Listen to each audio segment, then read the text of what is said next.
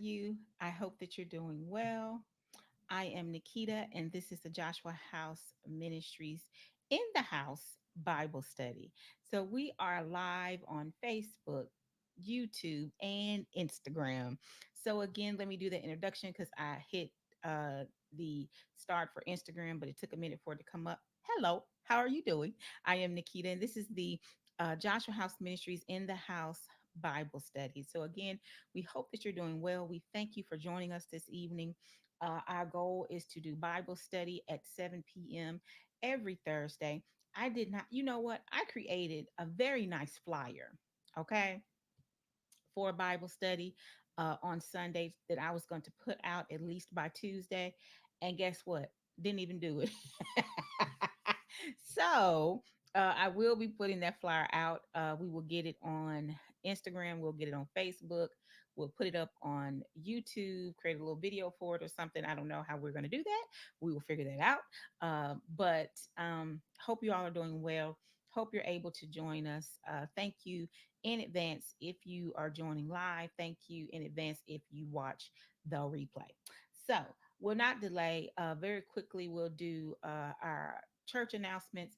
Right now, the only announcement that we have is we have partnered with Mount Hermon Missionary Baptist Church here in Nashville for back to school. We will be doing backpacks and what do you call it, school supplies. So if you would like to participate in that and you would like to donate, whether you donate the physical items or you would like to donate monetarily, you can do that.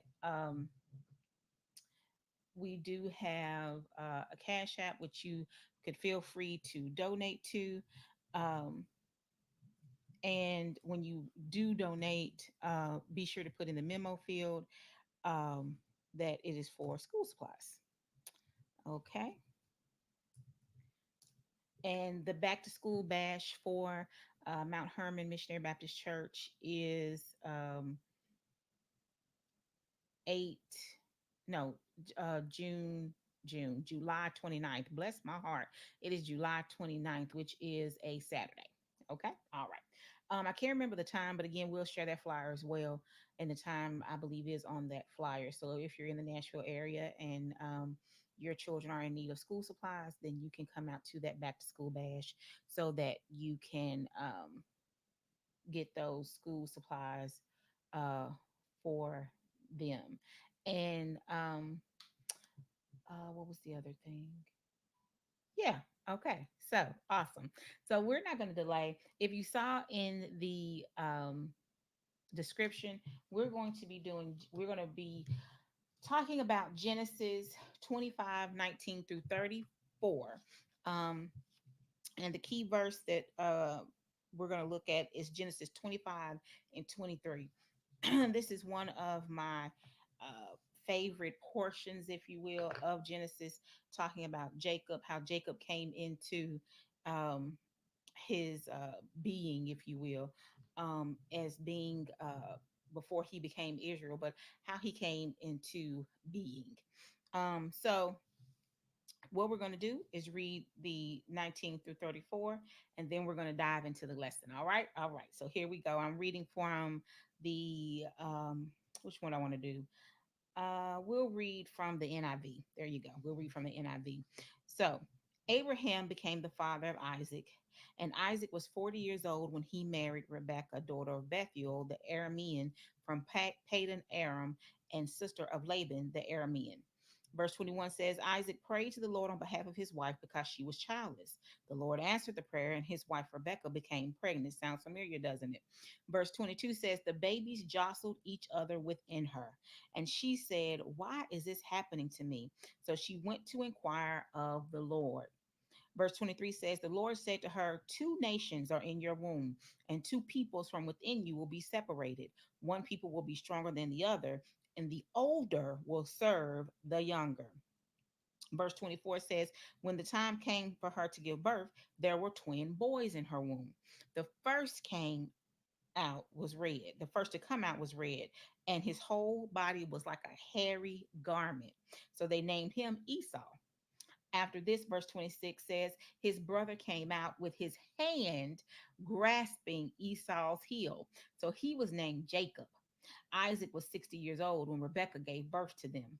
Verse 27 says, the boys grew up and Esau became a skillful hunter, a man of the open country, while Jacob was content to stay at home among the tents. Verse 28 says, Isaac, who had a taste for wild game, loved Esau, but Rebekah loved Jacob. When once, verse 29 says, when Jacob was cooking some stew, Esau came in from the open country famished. He was hungry. Verse 30 says, he said to Jacob, quick, let me have some of that red stew. I'm famished. That is why he was also called Edom. Verse 31 says, Jacob replied, first sell me your birthright. Verse 32 says, look, I'm about to die. Esau said, what good is the birthright to me? Verse 33 says, but Jacob says, swear to me first. So he swore an oath to him, selling his birthright to Jacob. Verse 34 says, then Jacob gave Esau some bread and some lentil stew. He ate and he drank. Then he got up and left. May the Lord add a blessing to the readers, hearers, and doers of his most holy word. So, chock full of things, chock full of things. Our key verse again is verse 23, where God tells Rebecca after she inquired of him what was going on in her womb, what was happening to her. And after she asked, he said there were two nations in her womb and two peoples from within you will be separated. One people will be stronger than the other, and the older will serve the younger. And then here we go, finding as we go down that Esau sold Jacob his birthright for a bowl of stew. A bowl of stew, guys. So for this Bible study, um, it's God chooses the younger twin. But even though God chose the younger twin, can we very quickly unpack some things that are hidden or that are entailed in this scripture? One, um, Isaac loved Esau, but Rebecca loved Jacob. I think in life, not even necessarily with our, especially with our children, but just period, right? That they had two children, they had twins, and they had separated them out, right? Each child, you can imagine, each one knew that the other parent loved the other one, right? They loved them both, but they each had a favorite. And more than likely, they grew up knowing that. We have to be careful of what we put our stock into, if you will, right? Whether it be our children, whether it be uh, you know, our finances, our vehicles, our house, our clothes, whatever it is. Because oftentimes the thing that we love the most, the thing that we favor the most, that's not, eh, how can I say it? That may not be, you're doing yourself and whatever you're putting all that into a disservice. That's what I'm trying to say. And this is why they love them to a fault. If Esau had been teaching, no, if Isaac had been teaching Esau some things, Esau would have known how important his birthright was. He would have known that is not something that you just give away frivolously. Oh, go ahead, take it, just give me the food, right? No, that's not something that you do. It is important, especially to God, that you treasure the fact that you have a right, right? Him having this birthright, that means something, that he's carrying on a legacy, that he's carrying on the family with that. And he so quickly gave it up for some food. How quickly have you given up some things in your life for a momentary pleasure, right? A moment of pleasure and you gave up your soul, a moment of pleasure and you gave up the your being, right? A moment of pleasure, whatever that pleasure is, and you gave up your dignity, your integrity, your character, and you gave it up for something that was fleeting. That bowl of stew was gonna be gone in one gulp, and that piece of bread in one bite, but your birthright was going to be gone forever. And he gave that up for a bowl of stew. How about the fact that Jacob even put that on the table? That's your brother, dude. He's hungry. Just give him the bowl of stew. What?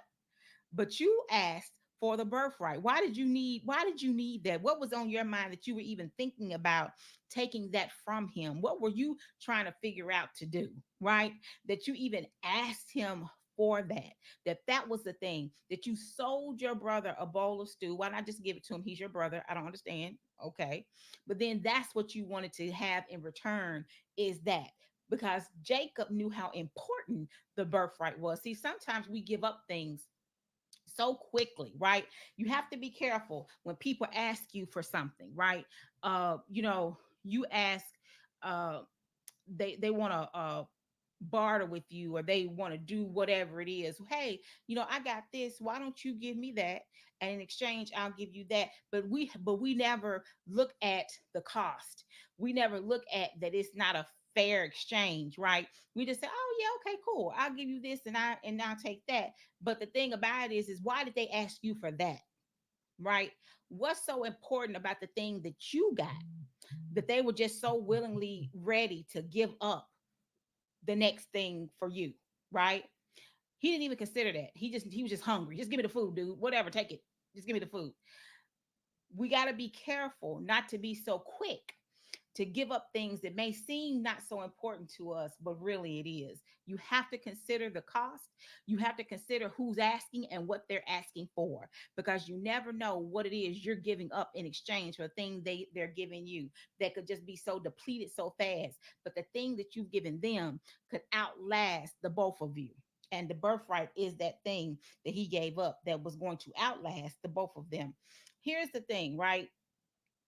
The thing that uh the principle of the lesson is, sometimes we make rash decisions that are not in our best long-term interest, right? This we just talked about.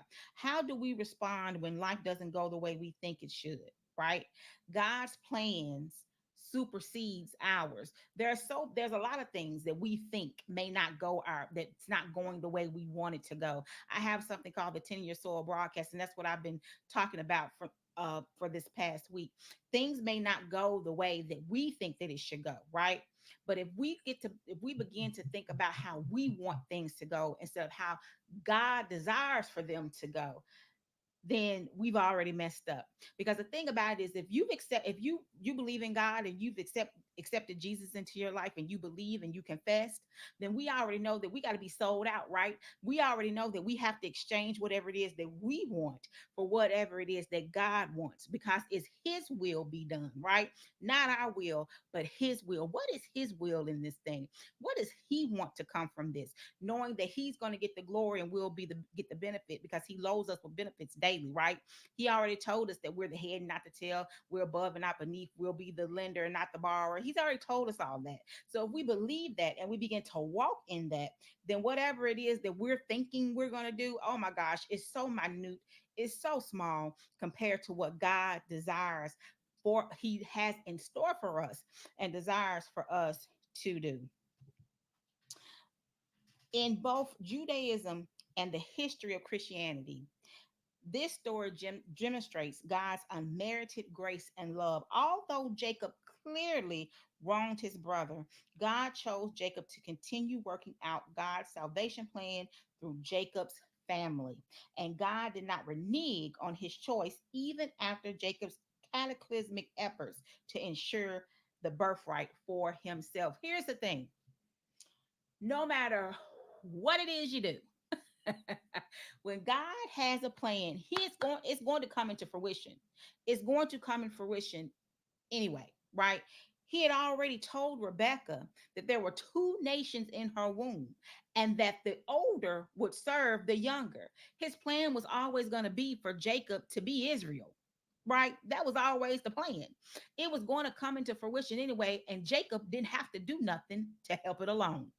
Then you have, let's look at oh my gosh, um Oh, Jacob's son's Joseph, right? Do you know anything about Joseph? Do you know that Joseph was a dreamer? He told his dreams to his dad, Jacob, which this is really funny. If you go read about Joseph and you see that Joseph told his dream to his dad, and the daddy, Jacob, who was a trickster, who tricked the brother out of his birthright, who tricked the daddy, which we'll probably talk about that. I think we're going to talk about that next week, so I don't want to get ahead of myself. But who tricks the daddy, but um to get to then go even farther with the mama's help to trick his father to get the birthright. But he has a son, Joseph, eventually, right? He has a son, and the son comes to tell him about the dream that he had, that everybody was bowing down to him, that the stars bowed down, all this stuff. And he's like, are you sure about that? What you trying to say? You gonna rule over us?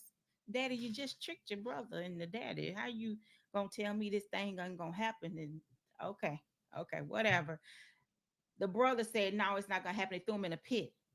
Well, God had already designed and put it out into the ethos, into the atmosphere, that Joseph was going to be second in command. It was already in the play. It was already going to happen. They didn't have to throw him in the pit. Potiphar's wife didn't have to do what she did, and he didn't have to get thrown in jail. He was always going to be the person to interpret Pharaoh's dream in order to become second in command. That was always going to happen, right? It was always going to happen. So the point of what I'm making is this: we don't have to do anything to assist God. He did not ask us to be his administrative assistant. He did not ask us to show up early to be the executive director. He did not ask us to be the executive secretary. He's already got it in works to happen. Judas did not have to betray Jesus because Jesus was already going to be lifted up to draw the men, draw everyone to him. It was always going to happen. And Judas didn't have to put his 2 cents in. He didn't have to accept the 30 pieces of silver to do it because it was going to happen anyway. There's a debate about that. Was Judas born to betray Jesus? Was that his only purpose, was to betray Jesus and da da da da da? No, he didn't have to do it because he was gonna get, they were already looking at him. Judas didn't have to help. He did not have to offer his services. Even if they came to ask, he didn't have to offer his services because it was going to happen anyway. You don't have to assist with anything because excuse me, God does not need you to assist him in your salvation. Well, not your salvation. God does not need for you to assist him with getting the thing done. Yes, faith without works is dead. Yes, there's some things that you need to do, but God doesn't need you over in his part doing anything. You do your part. You do what it is that you know God is giving you the urgency or the nudging to do. You do what it is that God is giving you the knowledge to do, because he's not asking you uh for your assistance. This passage describes a dysfunctional family, extreme favoritism. We talked about that Esau, I keep saying that, Jake, oh my God, Isaac loved Esau and Rebecca loved Jacob. Competition instead of cooperation. Instead of you just giving him the bowl of stew, you decided to ask him for his birthright. Badly misaligned priorities. You sold your birthright for some food. Come on, dude. And deliberate manipulation for selfish gain. The ethical lessons to be learned from Jacob's family are really in the negative. However, when we remember that this is the family God chose to carry out his plan of salvation, God's unconditional love, patience, and grace emerge as the true ethical highlights of the passage. Don't we just need to love on God for that? Don't we just need to love on God for the fact that he has unconditional love for us, even when we do the stupidest things, even when we do things that are manipulative, even when we do things because our priorities are misaligned, even when we do things out of favoritism and because we are competing with somebody and don't want to be cooperative, but he still shows us unconditional love. He still shows us patience, and he still shows us grace. Even though we do the bad things, he still shows us. He didn't stop with Jacob. He didn't stop there. He's still doing it today. Even when we do the ugly stuff, even when we do the stuff that is against what he would have for us to do, he still is there for us. He's still showing us grace. He's still showing us mercy. The prophecy of Genesis 25:23 demonstrates that Jacob's manipulation of Esau was unnecessary, right? We said that God had already said that this thing was going to happen. So his manipulation of Esau, it wasn't needed. It was unnecessary. God had already foretold that Jacob would receive the birthright. Instead, Jacob did not trust God's promise or timing, and by trying to force God's hand, Jacob ended up creating a family tragedy that had him escaping for his life to distant relatives. As you got to continue to read to see what happens after him and his mother continue, because they still did some stuff after he got the birthright from Esau. Then he had to trick the daddy. So that's the whole thing. You got to continue reading to see about that. But if he had just, not even he, if his mother had remembered what God said, God told his mother while she was pregnant what the what the battle was that was going on in her womb. How dare she forget? How dare she? How dare she forget and not just raise her children in preparation for what was to come, not making Esau serve Jacob, not making Jacob think he was better than Esau, but raising them in preparation for what God had already told her was going to come, right?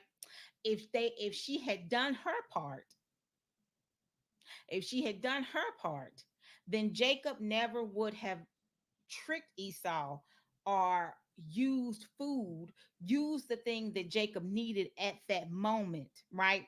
He never would have used this temporary satisfaction against his brother for a long term provision, right? Because he gave him something that was going to be depleted at the moment, but then he got a whole birthright. He got a blessing that could not be reversed, but he was going to get the thing anyway, right? And not necessarily from his father. Because if you go back and you read um, uh, the key verse here, Genesis 25:23, God doesn't say that Jacob is going to do something, right? He never talks about an earthly birthright. So we know that God was going to do the thing, even though he was the younger. God was going to do the thing anyway. See, sometimes we want to get what man has. Sometimes we want to get the thing that we can see, but now faith is the substance of things hoped for, the evidence of things unseen. You don't have to see it. You just have to have faith and believe that it's going to come into fruition. And mama forgot who the God was that they were worshiping. They forgot who the God, she forgot who the God was that she had went and inquired to while she was pregnant with these boys. Did she forget? Did she forget the God who saved them when not Jacob, y'all come on, sorry, when Isaac did the exact same thing that his daddy did and told the king that Rebecca was his sister, right? She forgot. She forgot and she didn't share that with her son. And because she didn't share that with him, it created a family tragedy that had Jacob running for his life. God proves his words reliable and his character trustworthy. God said his words won't return back to him void. Once he says a thing and it goes out, it's not going to return back to him void. So the thing that he prophesied, the thing that he told her in verse 23, it was going to come to pass because his word wasn't going to come back to him void. He's always going to be reliable and his character is always going to be trustworthy. And we have got to strive to be the exact same way. From God's perspective, the spiritual birthright Isaac would pass on involved his family's role in God's plan of salvation. By treating his birthright in such a cavalier manner, that is Esau showed that he did not take this aspect of his heritage seriously, right? When we have older children, it doesn't matter if the older child is a boy or a girl. Um, for us, that older child has a role that they play. The reason that that older child has a role that they play in our perspective and in our eyes is because that's how we grew up. Our older sibling had a role to play. My father made sure that my brother knew what it meant to be a provider, that he knew what it meant to take care of family. Whether he pulled him to the side and they had that conversation, or whether he watched my father and he was able to emulate, he did it, right? So Esau had a role to play. If his father had died at any point and then it was just his mother, him, and his brother, that means that he was supposed to step up and take care of the family, right? But you let go. You just thought, oh, whatever, go ahead, take the birthright, give me the food.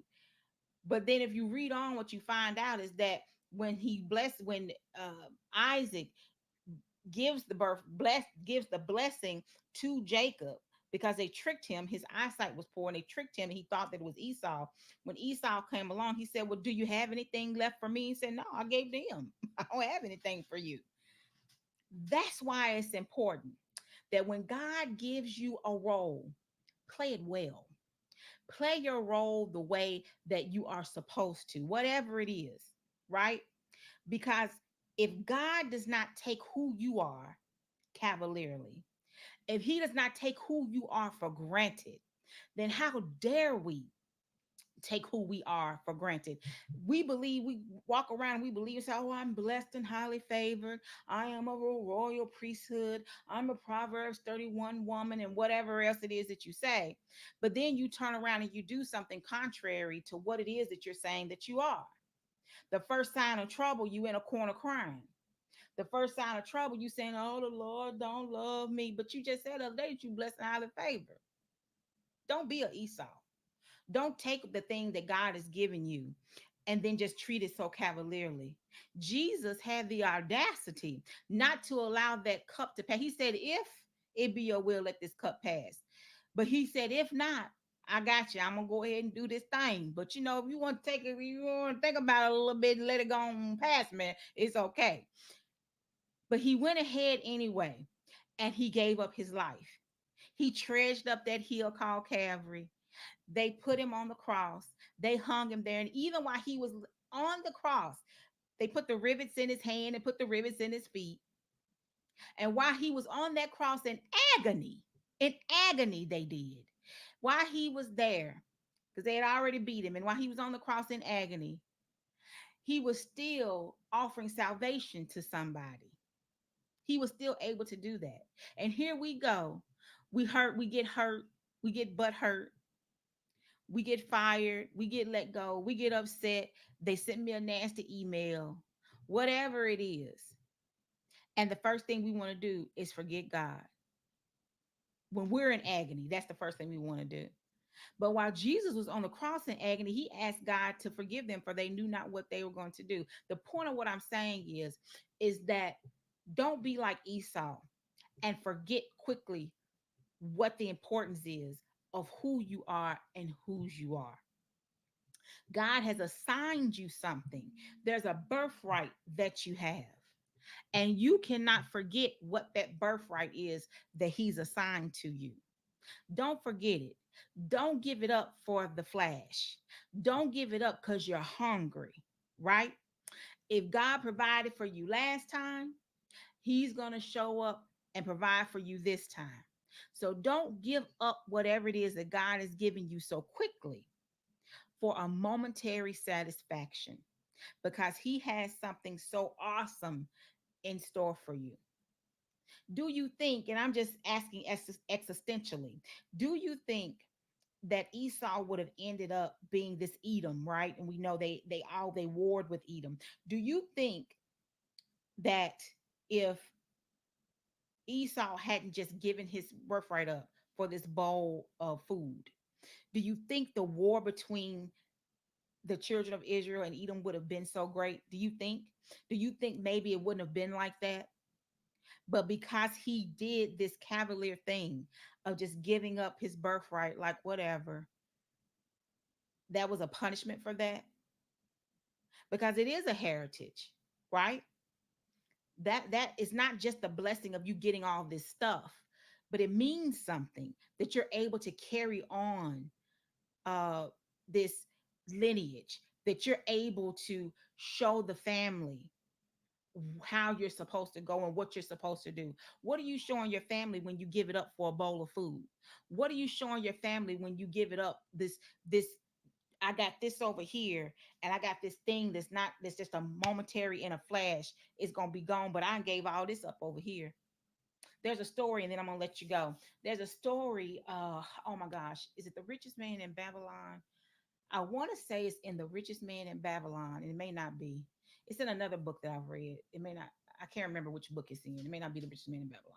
It's another book, and I can't remember the name of the book. It may be oh, what's the name of it? The Napoleon Hill book. Any rate, there's a story about a man who is he's digging for he's digging for gold, right? He's digging for gold, and he's spent all this time, bought all this equipment, and he's digging for the gold, digging for the gold. It just, he says, you know what, forget it. I'm just gonna go ahead and let this go, because I'm not gonna keep digging for this gold and I can't find it. I'm just gonna let it go. So he lets go, digging for the gold. He sells the equipment and all this stuff he's got to somebody else, and the person goes back to where he was digging for the gold. He digs there not even for a whole 3 days. And guess what he finds? The gold. If he had just stuck with it, if he had just gone through, what if Esau had just waited till he got back to the house to eat? What if Esau had just said, hey, bro, can I have a bowl of food?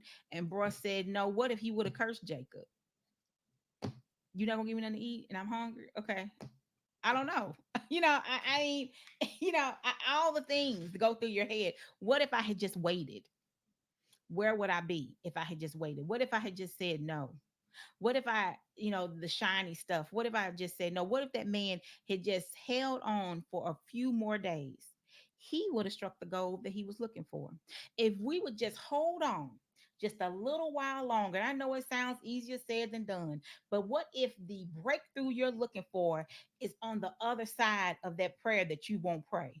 What if your breakthrough is on the other side of that praise that you won't open your lips to give up? What if your breakthrough is on the other side of you going to church Sunday morning, but you don't want to be bothered with them people? It's not about them people, it's about what God has for you. Because what you might be looking for may be in that building. What if the other side of what it is that God has for you is you just going a little bit farther? What if you hold on just a little bit longer, and the breakthrough, the answer that you're looking for, may be on the other side of that? Don't give up the gold, whatever it is, because you're weary and you're tired. Then you pray and ask God for strength. Ask God to exchange your weakness for his strength. Gideon wasn't sure if he was going to win the battle, even after God wanted his army down to 300. He said, Lord, I'm not sure. Can you let me know that I'm going to have victory? And so he sent him to the camp for him to listen in as the enemy was having a conversation. One of the enemy interpreted the enemy's dream and said it was a barley loaf that rolled down through the camp, and the other person interpreting the dream said, well, the barley loaf was Gideon. That means he's going to have victory. And what happened? They went and they had victory. So what if God did give you just a little glimpse so you could see the victory that's about to come? Hold on and don't give it up. Don't give up what God has for you because you're famished. My God, don't give it up because you're hungry. Stay hungry and stay in the fight just a little while longer, and wait and keep going so you can see what the end is going to be. I hope and pray this blessed you. If it did, be sure to share with your family, friends, and followers. Be sure to come back and join us again on next Thursday at 7 p.m. Central Standard Time for our Bible study. You can also join us on Sunday morning at 9 a.m. for our Sunday service. As always, be blessed, be in peace, and remember that the Lord loves you. All right. And as for me and my house, we're going to serve the Lord. Be blessed and be in peace.